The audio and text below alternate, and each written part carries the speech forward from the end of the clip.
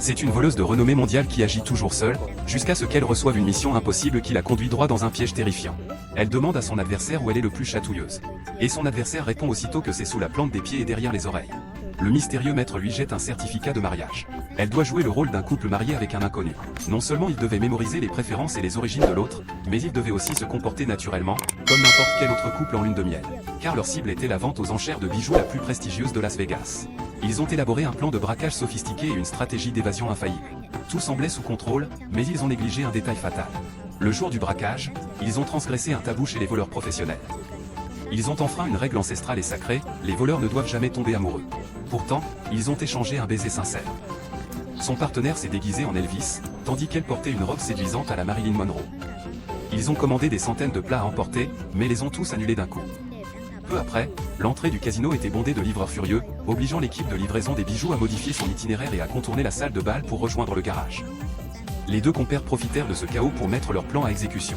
L'obtention des bijoux fut d'une simplicité déconcertante. Ils se rendirent ensuite aux toilettes, déverrouillèrent le cadenas à combinaison, enfilèrent leur tenue de mariage, vérifièrent les bijoux et effacèrent leurs empreintes digitales. Ils suivirent scrupuleusement la procédure apprise. À ce moment précis, une annonce retentit, interdisant à Elvis et Marilyn de quitter les lieux. Lorsque la police armée arriva, ils avaient déjà mis le cap à l'abri, laissant Elvis et Monroe dans le rôle des malheureux suspects. Leur célébration fut, elle aussi, tout à fait ordinaire. Ils jouèrent le rôle du couple de jeunes mariés le plus heureux du monde. Cependant, son partenaire préparait son prochain objectif, la couronne de Sainte Agatha Christie, d'une valeur de 240 millions de dollars, symbole d'éternité, à l'image de leur amour épanoui à cet instant. Soudain, ils furent pris sous un assaut foudroyant. C'était manifestement le prix à payer pour avoir enfreint les règles. Tous deux furent pris pour cible par des assassins envoyés par leur employeur. Son partenaire fut grièvement blessé. Elle fut contrainte de s'enfuir seule. Elle porte un joli nom, Amber. 3 ans plus tard, elle devient la nounou d'un jeune homme riche. Ils se rendent sur une île paradisiaque du Pacifique pour assister au mariage de la sœur de ce dernier. La disparition d'Amber pendant 3 ans n'était en réalité qu'une couverture pour un plan secret. Peu après, elle aperçoit le marié, un biologiste spécialisé en ornithologie. Une fois le déroulement des répétitions expliqué par le majordome, 2 gardes du corps sont affectés à la mariée. Amber se trompe alors délibérément de chemin pour se faufiler dans la chambre du marié. Après s'être expliquée, elle laisse une plume d'oiseau rare sur le balcon. Le marié trouva cela incroyable, car des livres indiquaient que cette espèce d'oiseau avait disparu du continent depuis 40 ans. Amber agissait ainsi pour préparer son prochain coup. Amber était l'une des demoiselles d'honneur de la jeune femme, et sa première suggestion fut d'inviter tout le monde à se faire une manucure, car elle avait entendu dire que l'argile de l'île était riche en minéraux bénéfiques. Mais avant même que la manucure ne soit terminée, la meilleure amie de la mariée arriva. Amber serra fermement la main de son ami et lui expliqua que l'argile ne serait pleinement efficace qu'une fois durcie. Quelques minutes après que l'argile eut durci, elle accepta enfin de laisser la mariée sortir avec son ami. L'étape suivante consistait à essayer la robe de mariée.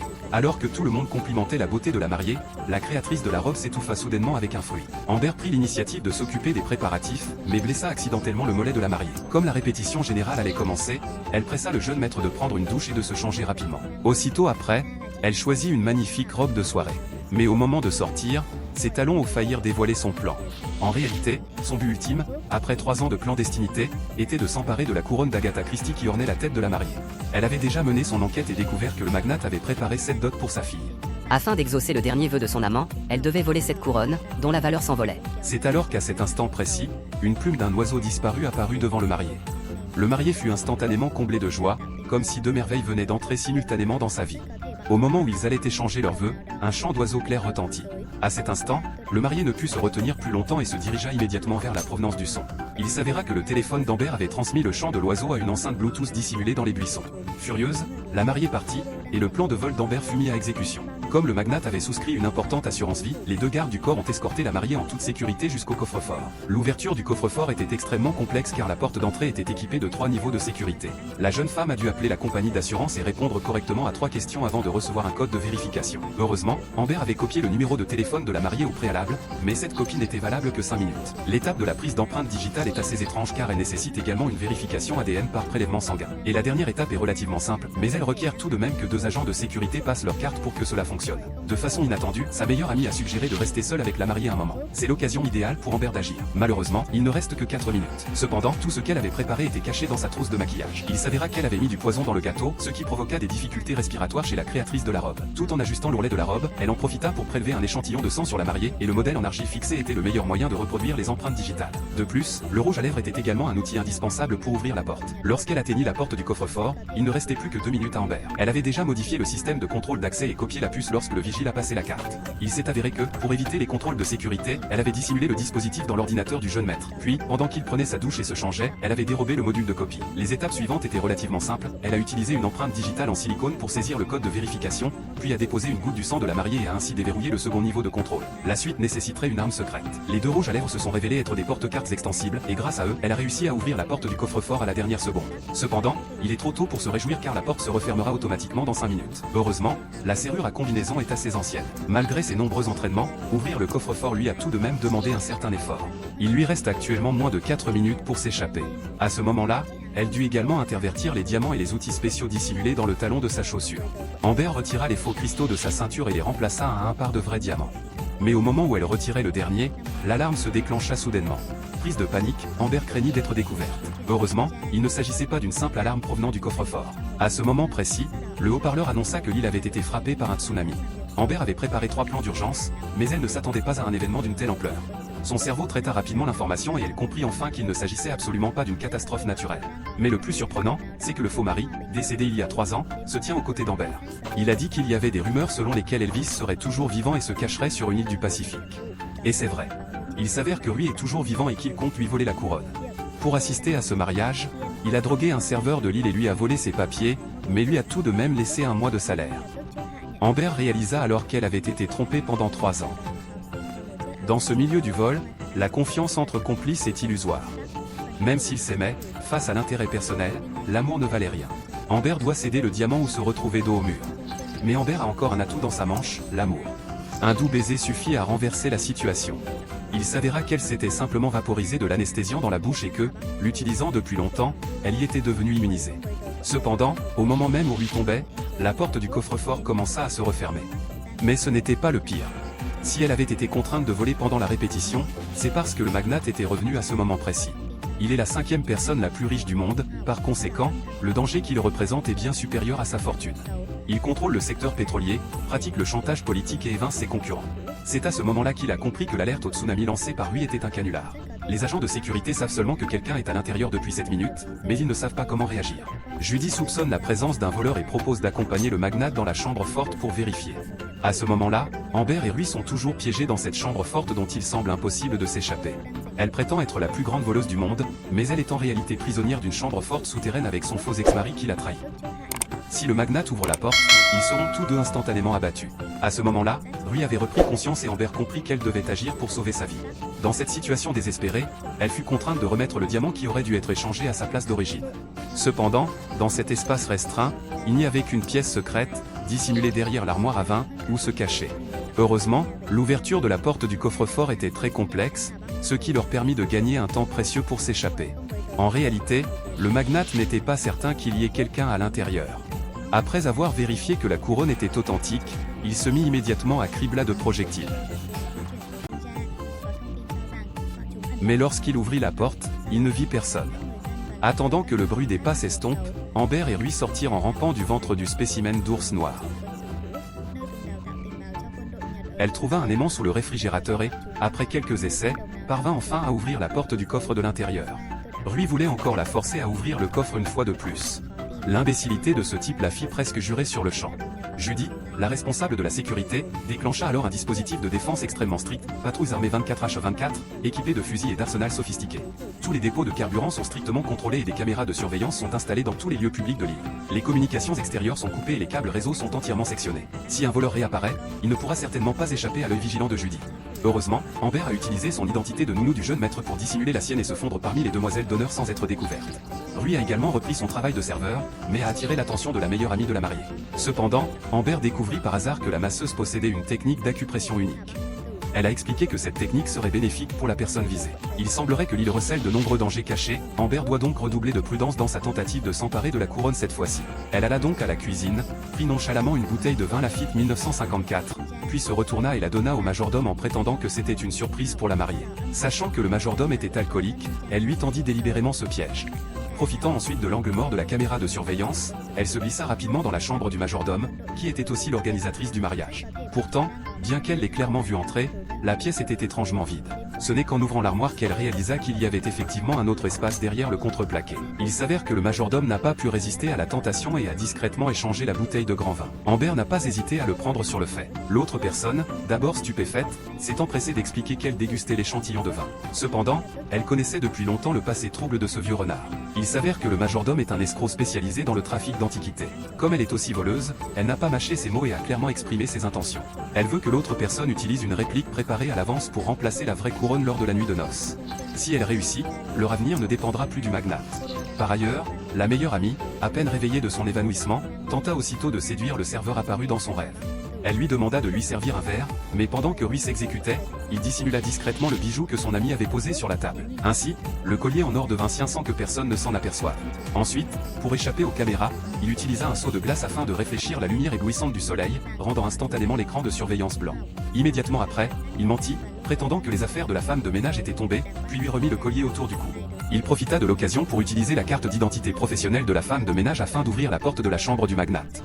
Après s'être introduit discrètement dans la chambre, il se connecta immédiatement à l'ordinateur portable posé sur le bureau pour y installer un virus informatique. À ce moment précis, le magnate fit entrer le jeune maître. Rui dut se cacher sous le lit, mais surprit alors une conversation où l'enfant se plaignait de l'oppression que lui infligeait son père, un homme autoritaire. Le garçon fut traité d'idiot, bon à rien d'autre qu'à être ramasseur de balles au tennis. Son père avait dépensé une fortune pour l'envoyer dans une école prestigieuse, mais il ne savait que jouer aux jeux vidéo et gâcher sa vie. À 14 ans, il n'avait encore rien accompli, tandis que son père, au même âge, volait déjà des voitures.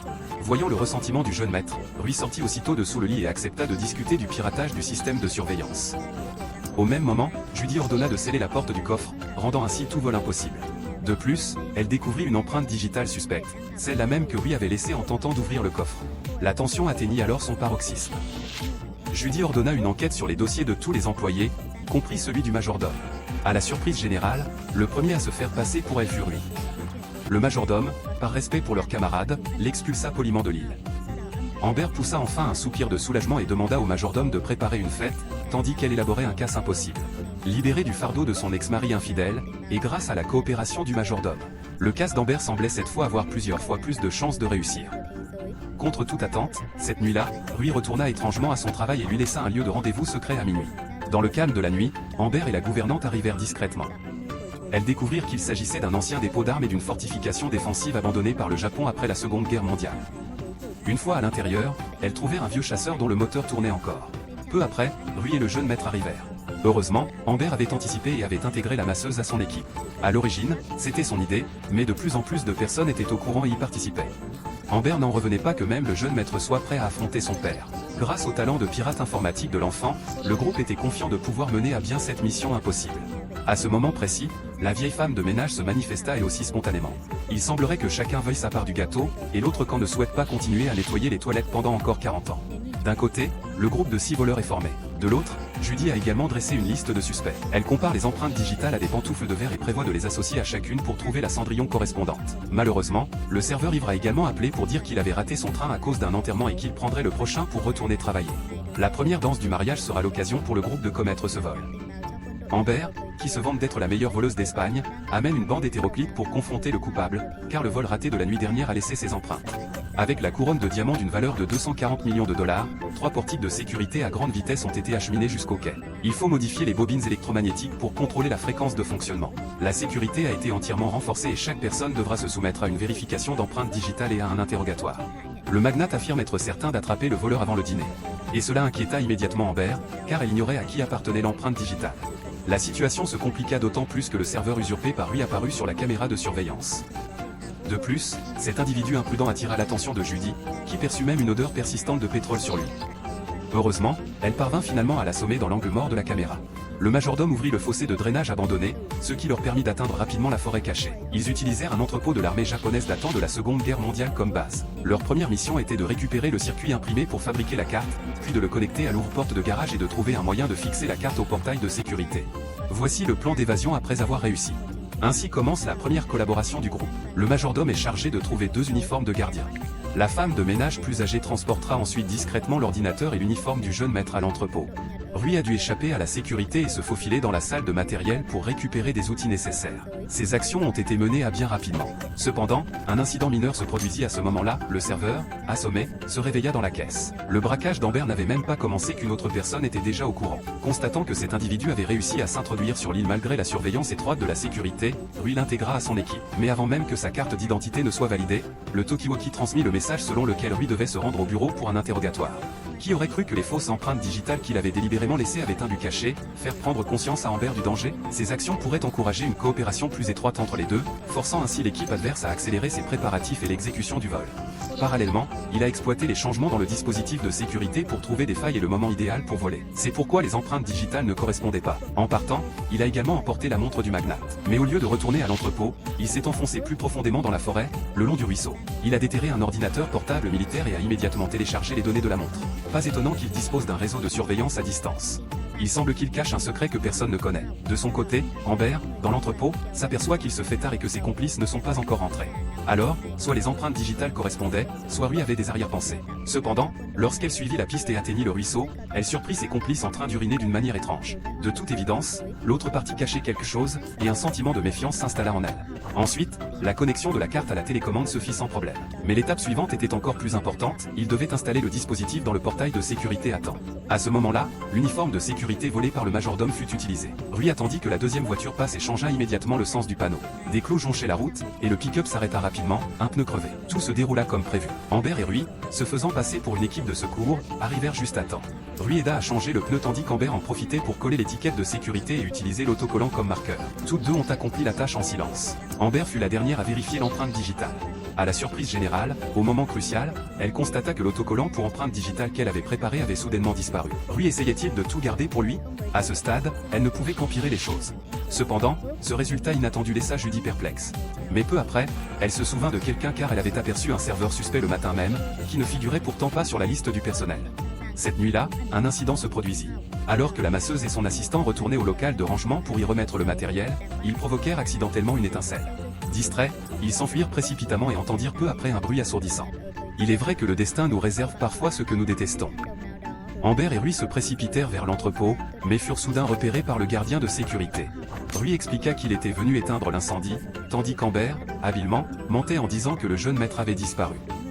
Aussitôt, tout le monde se précipita pour éteindre les flammes. Finalement, ils ne trouvèrent qu'un sanglier qui s'était échappé par la porte, et le danger fut une fois de plus écarté. Mais Judy découvrit dans les décombres un objet qui sentait encore le pétrole. Ainsi, le suspect du vol fut identifié comme étant le domestique.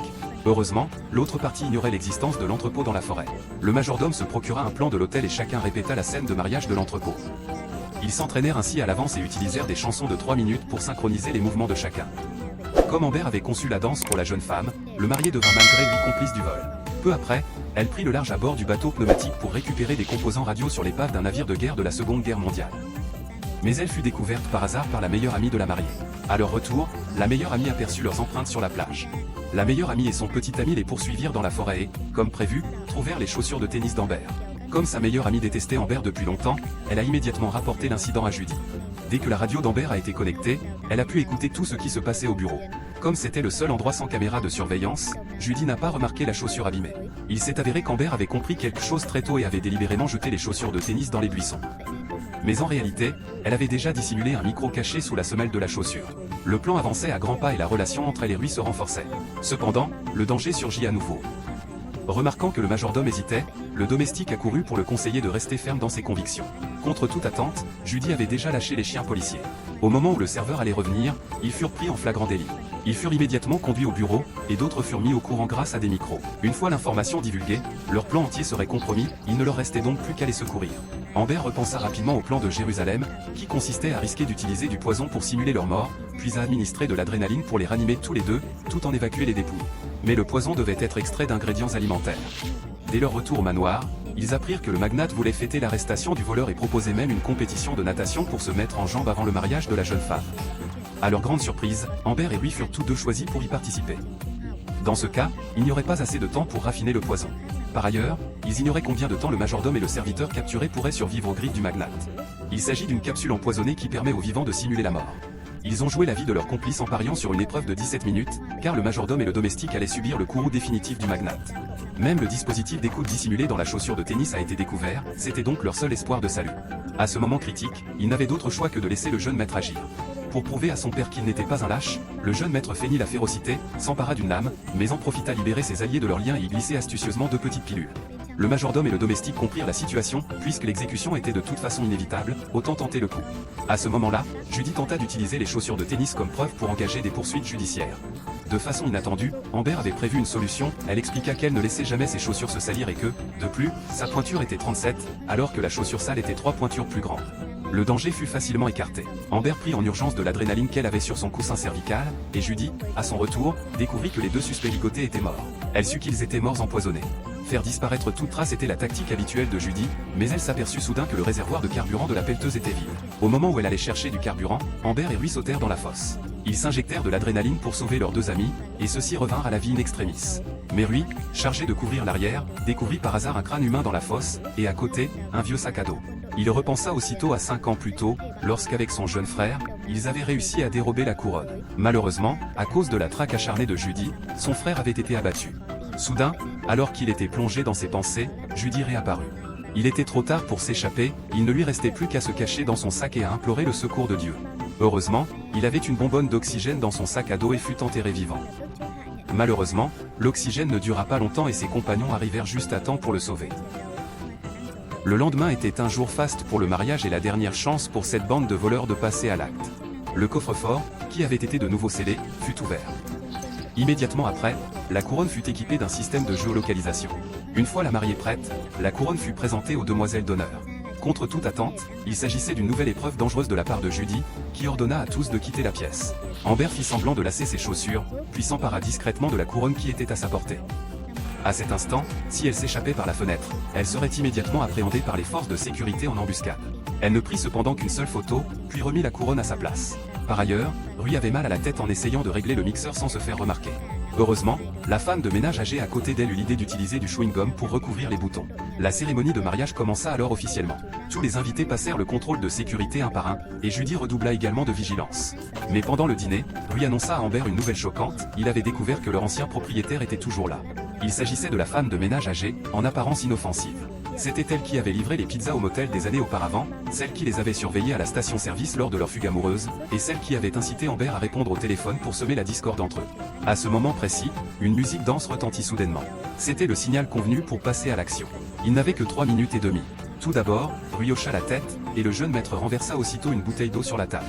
La femme de ménage s'empressa de la ramasser, attirant ainsi l'attention de Judy.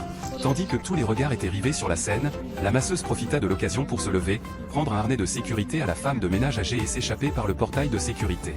Elle neutralisa avec agilité le malheureux agent de sécurité, puis retira sa veste, révélant sa tenue de sport professionnelle.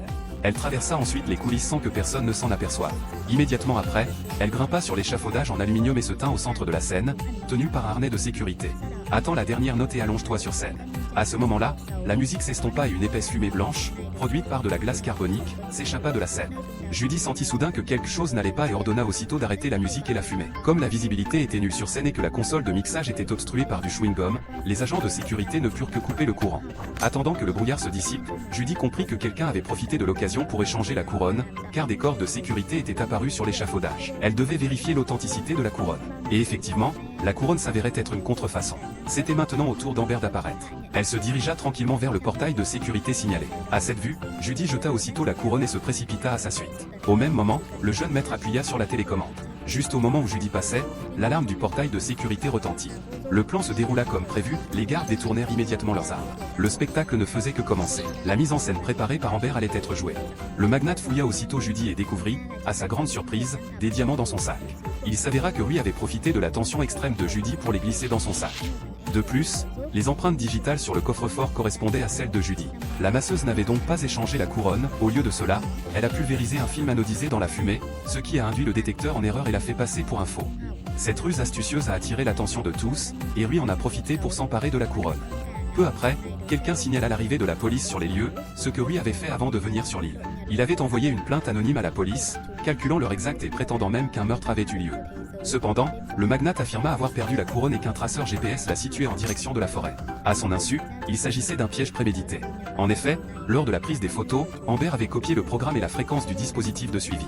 En attendant que le magnate conduise la police à l'entrepôt, ils découvrirent qu'il contenait des preuves d'un meurtre commis des années auparavant. Il s'avéra que cela faisait également partie du plan de vengeance de Rui. Sachant que l'autre partie n'avouerait pas facilement, il avait directement placé toutes les preuves sous les yeux de la police. La montre connectée enregistra le lieu du crime. L'enregistrement audio intercepté permit de prouver le mobile du magnate. Il avait mis en scène la mort du majordome et du domestique pour venger son jeune frère, assassiné 5 ans plus tôt. Maintenant que les preuves du crime étaient accablantes, le magnate et Judy furent rapidement arrêtés par la police. Et à ce moment-là, la véritable couronne était cachée au fond du gâteau de mariage. À ce moment-là, la vieille femme de ménage cessa de faire semblant. Elle avoua avoir utilisé Rui pour piéger Amber. L'une était une voleuse dont le père était en prison, et l'autre un escroc qui avait perdu son jeune frère. Elle avait créé l'occasion pour qu'ils se retrouvent. Et maintenant, si on lui cédait les diamants, elle était prête à les échanger contre de l'argent et la promesse de ne plus les poursuivre. Mais soudain, Amber s'empara de la couronne, et Rui, à ses côtés, se précipita et plaqua au sol la femme de ménage armée. Elle se rendit seule à l'entrepôt dans la forêt. La femme de ménage n'oserait probablement pas la poursuivre jusque-là, car la police était encore sur place pour recueillir des preuves. Amber devait se cacher derrière une caisse. Une fois la police partie, elle mettrait son plan d'évasion à exécution. Elle sortit l'avion par la porte et jeta ses talons hauts. Contre toute attente, l'avion de chasse de la Seconde Guerre mondiale était encore en état de marcher. De plus, son père lui avait appris à le piloter. Ainsi, au son du rugissement des moteurs au décollage, Amber prit son envol. Tandis que l'avion survolait la tête de Rui, tous les membres du groupe surent que le plan avait réussi. 6 semaines plus tard, Rui réunit à nouveau le petit groupe. Leur prochaine cible, à leur grande surprise, était le musée. Amber revint comme promis. Le groupe de 6 était enfin réuni. À ce moment-là, personne ne savait qu'Amber était enceinte. Mais lorsque la reine du vol tombe enceinte de l'escroc, son prochain coup consistera à dérober des objets dans une chambre d'enfant ou au musée du Louvre. Fin de la première partie. L'histoire d'aujourd'hui s'arrête ici. Merci d'avoir regardé. Si vous avez apprécié cette vidéo, n'hésitez pas à la liker et à vous abonner à notre chaîne pour nous soutenir. À bientôt.